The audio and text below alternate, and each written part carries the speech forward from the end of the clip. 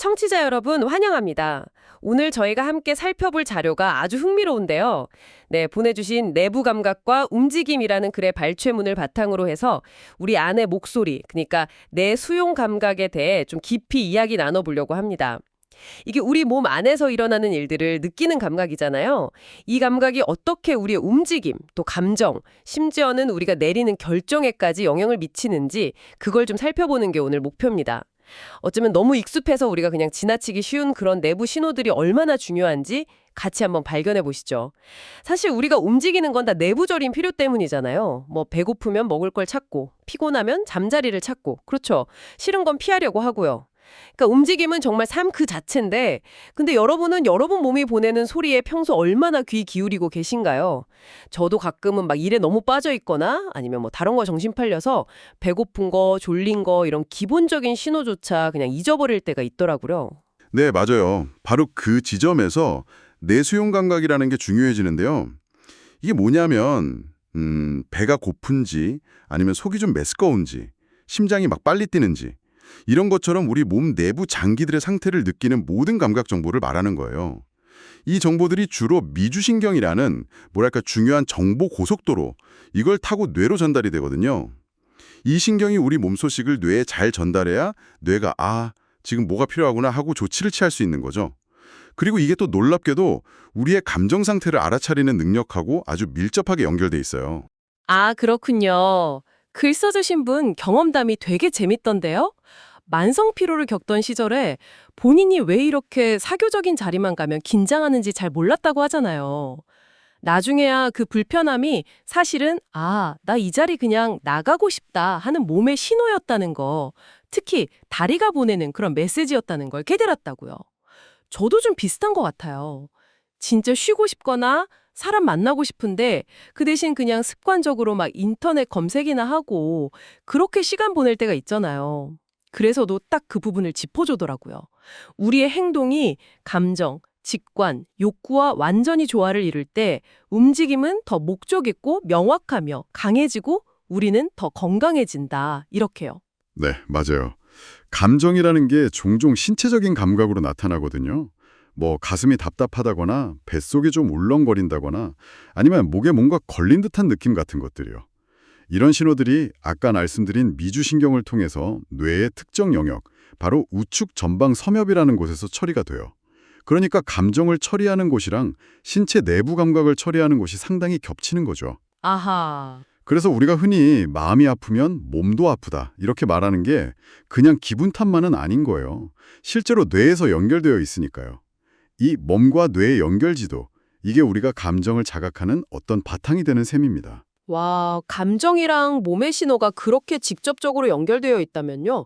우리가 어떤 행동을 해야겠다. 이렇게 마음먹는 순간은 어떨까요? 그건 단순히 머리로만 결정하는 건 아닐 것 같은데요? 맞습니다.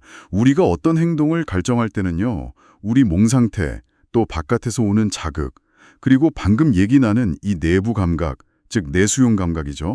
그리고 의식적인 생각, 이게 다 복합적으로 작용해요. 예를 들면 배고픔이라는 내부 신호가 우리를 냉장고로 이끌고 또 눈앞에 있는 쿠키라는 외부 자극이 손을 뻗게 만들죠. 그런데 여기서 더 흥미로운 점이 있어요. 혹시 벤자민 리벳 실험 들어보셨어요? 아, 네. 그 유명한 실험이잖아요.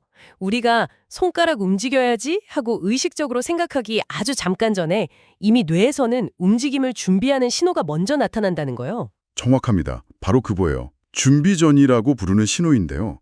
이게 우리가 움직여야겠다 하고 의식하는 것보다 약 0.2초 정도 먼저 나타났다는 거죠. 와. 이게 마치 우리 안에 어떤 무의식이 먼저 행동을 시작하는 것처럼 보일 수도 있잖아요. 하지만 리벳은 우리가 완전히 그냥 조종당하는 건 아니라고 봤어요. 왜냐하면 일단 시작된 그 충동을 우리가 의식적으로 아니야 하고 거부할 힘, 이걸 발견했거든요. 이걸 자유의지 않음, free want라고 불렀어요. 자유의지 않음. free want? 네, 예를 들어 습관적으로 쿠키에 손이 막 가려고 할 때 잠깐만 하고 멈출 수 있는 능력, 뭐 그런 거죠. 그 자유의지 않음이라는 개념, 그거 진짜 흥미롭네요. 그러니까 우리 몸의 어떤 자동적인 반응을 우리가 완전히 통제할 수는 없어도 마지막 순간에 거부권을 행사할 수는 있다는 거잖아요. 그렇죠. 그리고 자료에 따르면 인간은 다른 동물들보다 훨씬 더 정교한 내장 감각 지도를 가지고 있다고 해요. 그래서 자신의 내부 상태에 훨씬 더 깊이 접근할 수 있다는 겁니다. 이게 바로 우리가 기쁨, 슬픔, 수치심 같은 복잡하고 미묘한 감정들을 아주 풍부하게 경험하는 바탕이 된다고 하고요. 심지어 이 감각 지도를 양심의 소리이자 감정적으로 미묘하고 도덕적으로 민감한 자아의 기초라고까지 표현하더라고요. 와, 단순히 배고픔 느끼고 이런 걸 넘어서서 감정, 심지어 도덕성까지 연결된다니 정말 놀라운데요. 그럼 이 내수용 감각을 잘 알아차리는 게 실제로 우리한테 도움이 되는 건가요? 네, 여러 연구 결과들이 그걸 보여주고 있습니다. 자신의 내부 감각 신호에 좀 더 민감한 사람들일수록 감정 조절 능력이 더 뛰어나고요. 소위 말하는 감성지능, EQ가 높다고 해요. 반대로 생각해보면 감정이나 고통이 너무 클 때는 우리가 일부러 몸이나 감각으로부터 스스로를 좀 분리시키려고 하기도 하잖아요. 외면하는 거죠. 근데 더 놀라운 건 이게 합리적인 판단 능력하고도 관련이 있다는 거예요. 다마지오 같은 학자들은 직감, 그러니까 뱃속의 느낌, gut feelings 같은 게 오히려 이성적인 추론을 돕는다는 증거들을 제시했거든요. 직감이요? 네, 실제로 자신의 신체 신호를 잘 읽는 주식 트레이더들이 더 나은 투자 결정을 내려서 돈을 더 많이 벌었다는 그런 연구 결과도 있어요. 와, 직감이 그렇게 중요하다니 신기하네요. 자, 그럼 이제 이 중요한 내수용 감각을 우리가 일상에서 어떻게 좀 더 잘 활용할 수 있을까요? 방법이 있을까요? 아주 간단한 방법부터 시작해 볼 수 있어요. 자료에서도 제안하는 건데요. 그냥 주기적으로 잠깐씩 멈춰서 지금 내 몸이 뭘 느끼고 있지? 이렇게 스스로에게 물어보는 거예요. 그리고 그 답에 따라서 행동하는 거죠. 아주 단순하게. 목이 마르면 물을 마시고 몸이 좀 찌뿌둥하다 싶으면 스트레칭을 하고 외롭다는 느낌이 들면 친구한테 전화를 걸거나 아니면 고양이라도 안아주고요. 이런 식으로요. 아니면 연가를 보면서 느껴지는 감정들을 가만히 한번 관찰해 보거나 다른 사람 이야기에 공감하면서 내 안에서 어떤 반응이 일어나는지 알아차리는 것. 이것도 아주 좋은 연습이 될 수 있습니다. 그렇군요. 그리고 아까 말씀하신 그 자유의지 않음을 활용하는 것도 중요하겠네요. 예를 들면 저도 모르게 그냥 과자에 손이 갈 때 아차 하고 그 충동을 알아차리고 아니 지금은 괜찮아 이렇게 선택하는 연습 같은 거요. 바로 그겁니다. 자신의 어떤 자동적인 반응 패턴을 먼저 알아차리고 그리고 때로는 의식적으로 아니요 라고 말해보는 경험. 그 자체가 내수용 감각을 키우는 아주 훌륭한 훈련이 될 수 있어요. 네, 오늘 이야기 쭉 나눠보니까 우리 안의 목소리, 이 내수용 감각이라는 게 생각보다 훨씬 많은 걸 우리한테 끊임없이 알려주고 있다는 생각이 드네요. 움직임의 동기가 되기도 하고 감정의 바탕이 되고 심지어 더 현명한 결정을 내리는 데도 영향을 미치고요. 이 소리에 귀 기울이는 게 단순히 그냥 몸을 챙기는 걸 넘어서서 우리 자신을 더 깊이 이해하는 길이 될 수도 있겠다는 생각이 듭니다. 네, 그래서 마지막으로 여러분께 이런 질문을 한번 던져보고 싶습니다.